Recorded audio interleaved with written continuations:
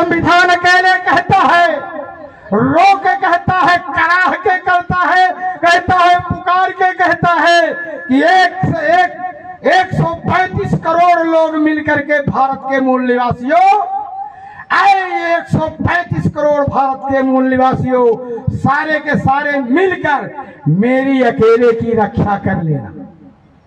तो मैं अकेले तुम्हारे 135 करोड़ लोगों की सुरक्षा कर लूंगा। भारत का संविधान खतरे में नहीं, पूरा भारत ही खतरे में है। ये द्वारा चुने गए नुमाइंदे जो आप संसद और विधानसभाओं में भेजते हैं, उनसे भी आप सवाल करिए, सवाल पूछिए कि आपने क्या किया। 135 सांसद होते हैं जो चुन करके लोकसभा में SC और ST के जाते हैं, OBC मिला करके 250 के आसपास, 250 से भी ज्यादा हो जाते हैं, समझ रहे हो। लेकिन आरक्षण चला गया, रोजगार के सारे अवसर चले गए, सारी कंपनियों को निजीकरण के हाथों में अडानी अपने बहनोई को बेच दिया। यही मोदी अपने बहनोई अडानी को सब बेच दिया। तुम्हारे पास क्या बचा? बाबा जी का ठुल्लू, बोलो बोलो, क्या बचा? शिक्षा चली गई, शिक्षा का निजीकरण हो गया, रेल बेच दिया, हवाई जहाज बेच दिया, बैंक बेच दिया, LIC बेच दिया, सब बेच दिया। क्या कहा था? हम देश नहीं बिकने देंगे। ऐसे छक्कों से सावधान हो जाइए साथियों। और ये जो संविधान, अभी हमारे प्रदेश अध्यक्ष ने बहुत अच्छी बात कही, ये संविधान अकेले कहता है, रो के कहता है, कराह के करता है, कहता है, पुकार के कहता है कि 135 करोड़ लोग मिलकर के भारत के मूल निवासियों, 135 करोड़ भारत के मूल निवासियों, सारे के सारे मिलकर मेरी अकेले की रक्षा कर लेना। तो मैं अकेले तुम्हारे 135 करोड़ लोगों की सुरक्षा कर लूंगा।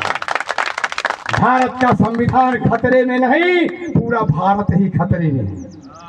यदि संविधान गया तो आपको पता है ज्योतिबा फूले के समय में 1680 से 1818 का इतिहास उठाकर पढ़िए। पेशवाओं का शासन था और पेशवाओं के शासन काल में हम मूल निवासियों के गले में हंडी और कमर में झाड़ू बांधा था। क्यों? गले में हंडी, कमर में झाड़ू, और दोपहर के समय ही वो आम रास्ते पर चल सकता था, उसके पहले नहीं।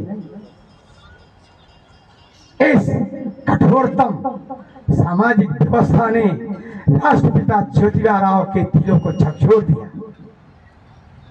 और उन्होंने जब एक ब्राह्मण मित्र की बारात जा रहे थे, तो बारात में ब्राह्मणों ने ज्योतिबा को ब्राह्मण बच्चों के साथ बराबरी से कंधा में कंधा मिलाकर चलते हुए जब देखा तो आसमान टूट गया।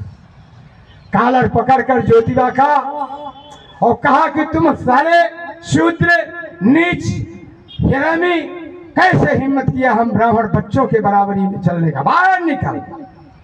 और जब बाहर निकले तो एक विशालकाय पेड़ के नीचे जाकर ज्योतिराव फूले फूट फूट कर रोने लगे।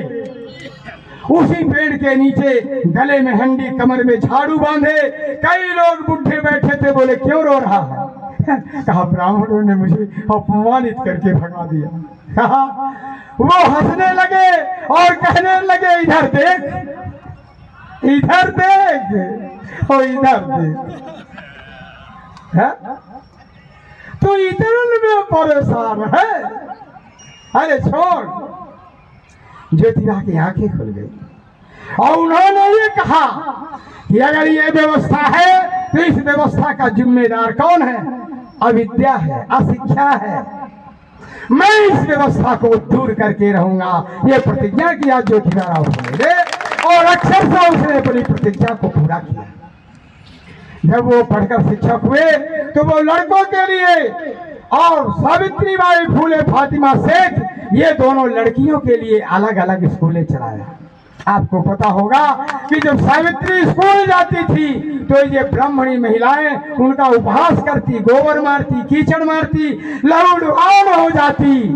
ऐसी विषम परिस्थिति में भी शिक्षा की ज्योति को जलाए रखा, बुझने नहीं दिया साथियों। और आज ये गुंडे, लुच्चे, लफंगे और बेईमानों की सरकारें शिक्षा की पैरवी कर विचारने का विषय।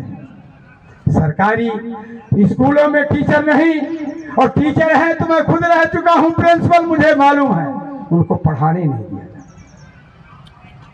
और प्राइवेट एजुकेशन इतना महंगा है कि हम गरीबों के पहुंच के बाहर हैं। क्या मतलब हुआ?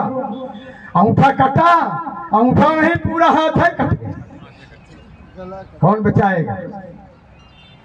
इसलिए विद्वान ने कहा है कि जब सड़कें सूनी होती हैं, क्या जब सड़कें सूनी होती है तो संसद आवारा हो जाती है।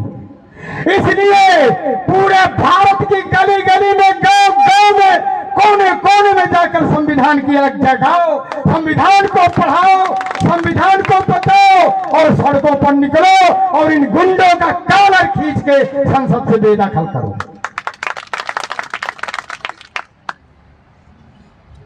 गलत है क्या? अब सही है तो सही है साथियों।